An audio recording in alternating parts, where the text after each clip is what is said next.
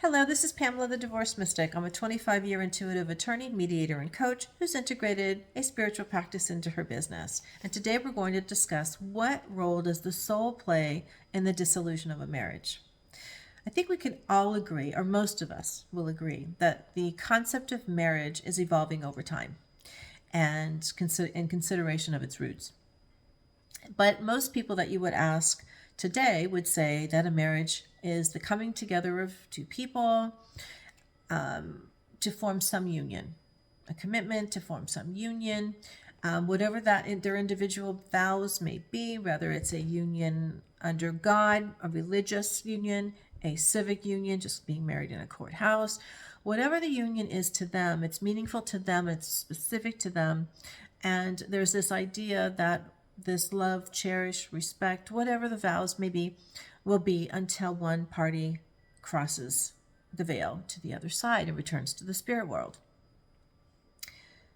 So most of us are conditioned to believe that if a marriage fails prior to a party passing to the other side as the cause of the dissolution of this marriage or marital union, that there should be some shame or guilt that's associated with it. As we move further into the age of Aquarius, whether we're just tipping our toes in the water or we've been in it for some time, right? Nobody knows the exact date, but we're there. And as an attorney for 25 years, in divorce, I can tell you I've seen a shift. And I can see a shift in the people themselves, not just the percentages of divorce. They're always going to remain around that initial 50%, right? All marriages and divorce. It depends on what poll. That's less relevant than what's going on with the people. Because as more and more people are awakening and remembering who they are, there is this feeling, this push for a need for freedom, a need for, I'm feeling constricted. All of this that I've believed at one time is no longer truth for me. And they're feeling like there's just a need for change. And sometimes that change includes the dissolution of their own marriage. So how does this affect, or what would this do to a marriage that's failing? If the marriage is already failing, that triggering and recognizing that our spouse is one of our greatest teachers, right? We're all here playing roles of teachers and students to each other. And our spouse plays one of the major roles for us because we're with that person more intimately than anybody except our parents when we're children. So that journey, it may be our first experience together, but on a soul level, it may be our 1,000th experience together. There is almost a certainty that the person that we marry, or persons that we marry, it's not our first time around. And we've done this before. So it could be an initial phase of something we're working together on, or it could be something that is long-term and something that we've been working on in sequence. Whether you look at lives as past lives or parallel lives, your choice is yours. But the same concept applies, that the spouse that we're with, we know that we're probably either on a longer journey or we're definitely part of a larger story. And in my words, it's the larger love story, right? Because that spiritual relationship with our spouse cannot be damaged by a human divorce. Again, the human divorce, as well as the marriage, is a human construct, so it can never be dissolved. And how we treat it, however, is important, and it does have an effect on how we divorce. Those individuals who are awakened or awakening, they do have an understanding of their relationship with their spouse on the soul level. They can sense what that soul contract was. They may need some help, and that's part of what I do as a coach. But they have a keen understanding, wherever it comes from, that this is deeper than just this human walk. And I wonder if we've done what we have set out to do. And that's why there's this nudge to move forward, to move on to the next phase of my own soul's evolutionary journey, right? And that person as well may have another phase or another chapter that they're meant to move forward.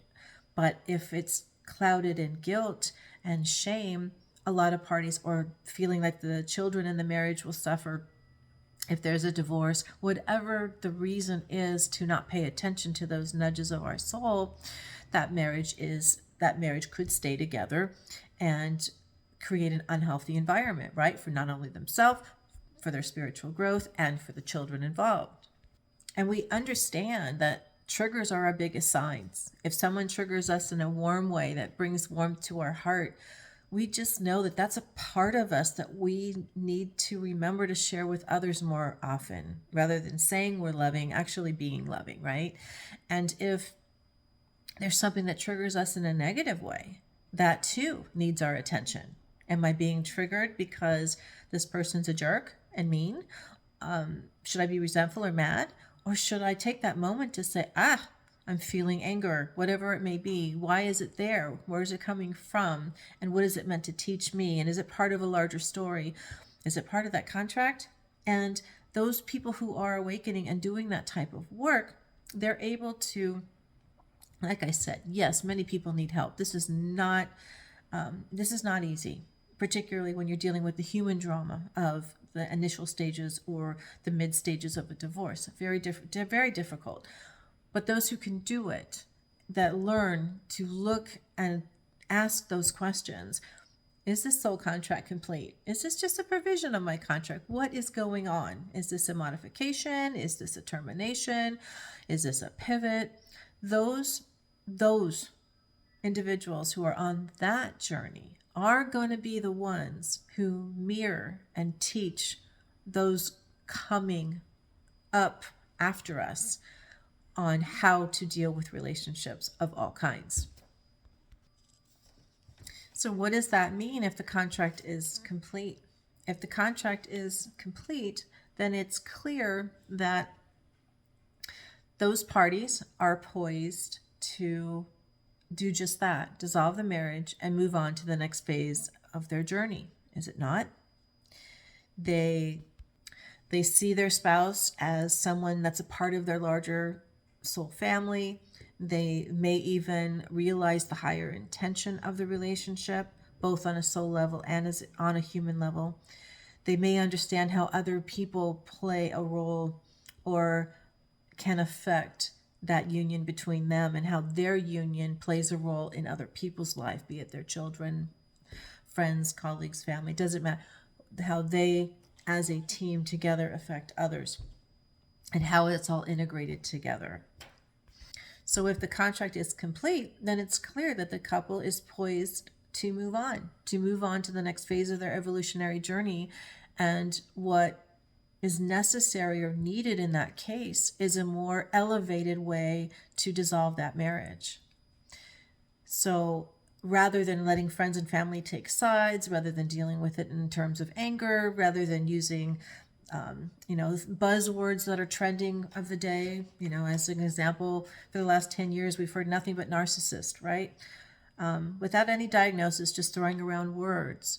So what do we need? We need an elevated approach for these two to divide whatever it is that's needed to divide, such as marital assets, etc., coming up with beautiful arrangements for their children so that those children understand that the parents are still an anchor, and they all recognize that a family is a family, even if it's in transition. It just looks different.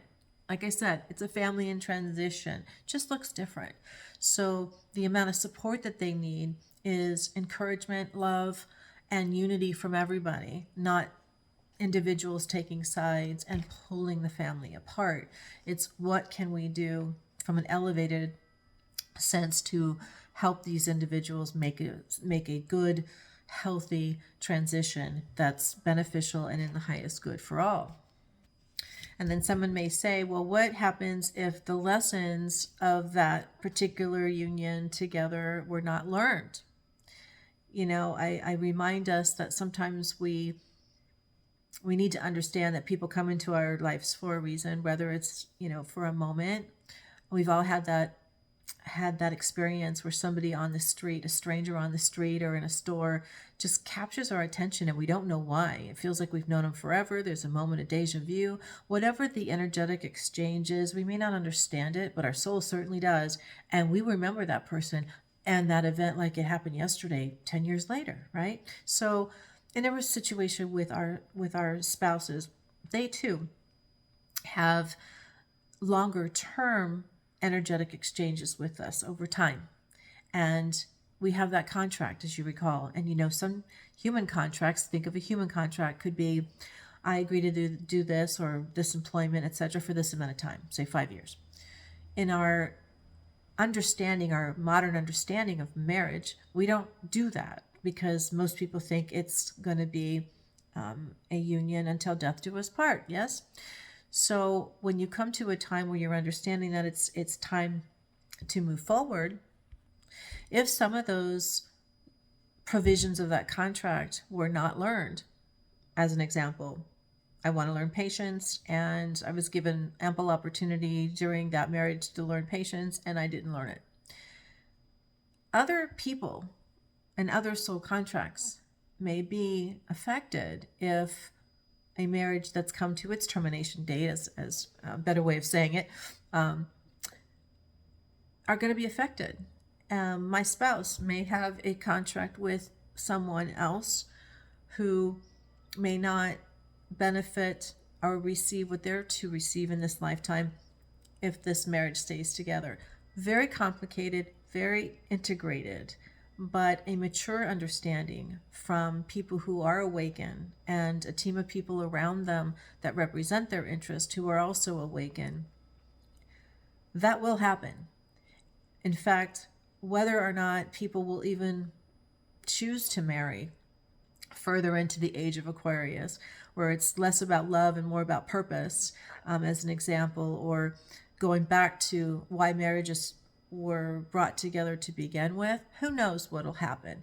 But the thing is, if we understand the larger love story, the larger soul family, the history with our spouse that goes beyond this human journey, and we respect all of that, and we respect the contract that we may have with others, and most importantly, we respect the contract that we have with ourselves, our own soul's journey. Where are we meant to go next?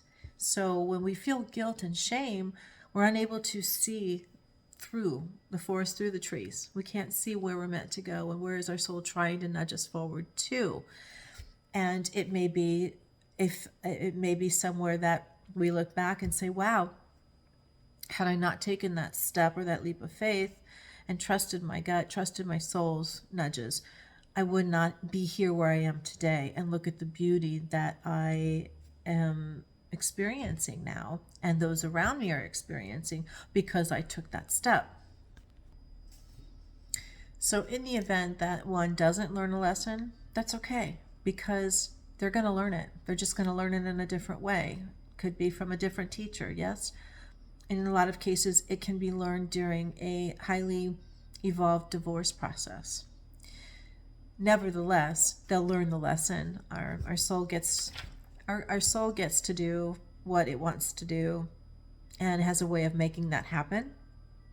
And so if we do not learn the lesson by the time the soul contract or the time to learn it is up, it's okay. We're going to learn it anyway. So rather than feel shame or guilt or any other negative emotion when it's time to dissolve a marriage, what if we turn that into a love story, a true love story, and looked at it with love, that this is meant to be. This is a divine intervention, and I'm going to make this happen for the highest good for everybody. And I'm going to choose my process and those who are going to walk the journey with me with love for the highest good of all, so that we all can make this transition. So we can make this transition with love, and that the stigma of divorce will forever be alchemized into that love, and that most people will see divorce through the lens of their soul and come together and understand that divorce, just as marriage, is evolving, and how we treat it, how we perceive it, and how we work our way through the challenge, that's all on us. It's our choices.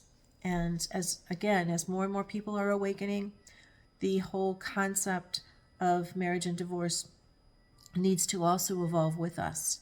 And those who are here during this time have such an opportunity to make an impact on others. Show by being the model. What is it like to have an evolved divorce? What is it like?